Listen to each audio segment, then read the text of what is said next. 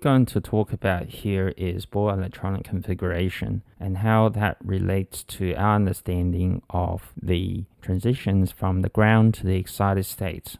Now, in terms of the year 11 understanding, why this is important as it leads to year 12 module 8, and I will be giving you a mathematical representation of what it means to have a quantized transition. According to classical quantum mechanics, the electrons that is going around the nucleus will eventually lose energy and simply collapse into the nucleus. So moving towards the Bohr's planetary model, we imagine that electrons are in discrete energy orbits. When we think about discrete orbits, we can then safely say that the orbit itself is relating to the discrete lines of the emission spectrum. Now, according to the Bohr planetary model, this is what it says. Electrons move around the nucleus in fixed orbit, namely n equals 1, n equals 2, n equals 3, n equals 4, and so on and so forth. As you add more electrons, you will need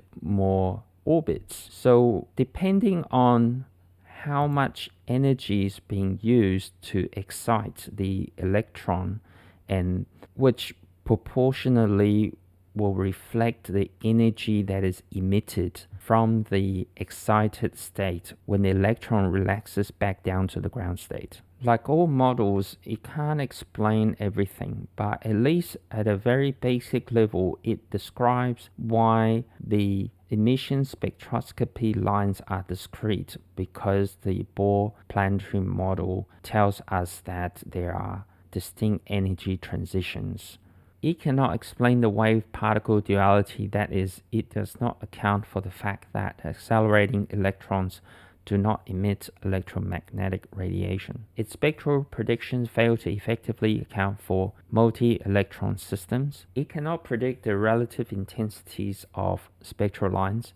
It does not explain the Zeeman effect, where the spectral line is split due to the presence of a magnetic field. Henceforth, we need to discover Schrödinger to answer these type of questions. The following talks about more the ideas of how transition works. And this is derivation that you're not going to find anywhere else, which I've put together. So you can see that there are three series. The Lyman series is belonging to the ultraviolet region, the Balmer series belongs to the visible region, and the Paschen series. So these numbers simply means each of the transition energy gap. We're going to now, using mathematics, derive the Rydberg equation to allow the calculation of the wavelength of the emitted photon as it relaxes from the excited state to the ground state. Assuming the stationary state hypothesis, Bohr does not think electron orbiting the nucleus would emit any radiation. Instead, the electron would emit or absorb a photon if it moved to a different orbit. This relationship uses Planck's ideas of quantization, and Einstein's ideas of light energy is proportional to its frequency. How is it quantized? Angular momentum of an orbiting electron can only have specific values, that is, discrete energy levels. That is why the emission spectral image has discrete lines. In terms of the Bohr model, the angular momentum of an electron in an atom is equal to the principal quantum number multiplied by the reduced Planck constant. So if we look at the electron moving around a nucleus, we would need to consider its angular momentum. For a particle of mass m moving in a circle of radius r, works out to be I equals mr squared omega v over r. So if we put those two together, we're going to have L equals r m mu equals rp.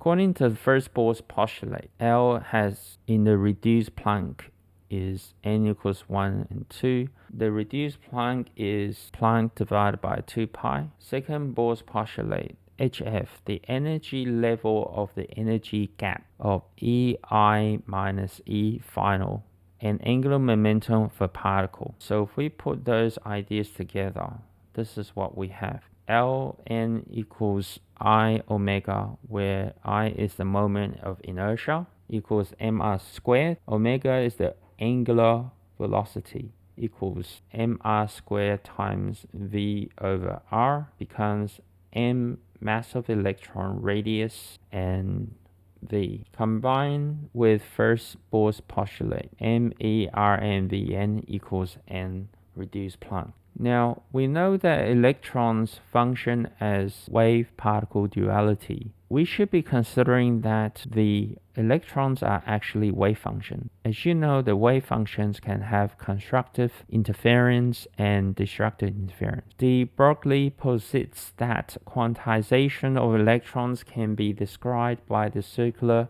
standing wave, where a certain discrete integer number of wavelengths can exist. This is an extension of the wave-particle duality for light Einstein used to resolve the photoelectric effect paradox. Since P equals mv, linear momentum, E equals hf, and C equals f lambda, we can derive the de Broglie standing wave condition. For a circular orbit of radius r, the circumference is related to the wavelength. 2 pi r is n lambda.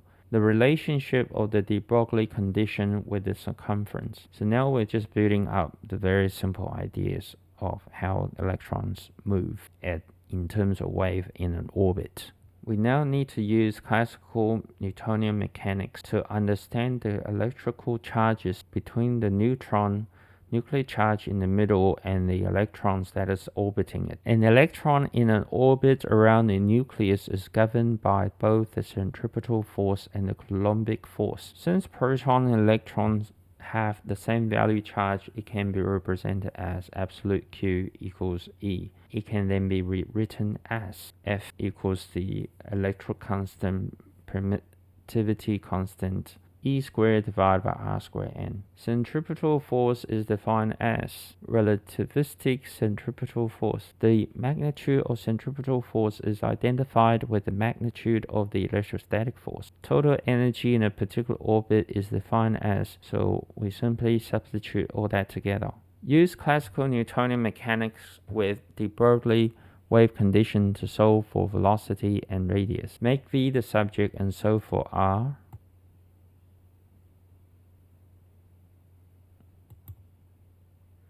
Make R the subject and solve for V.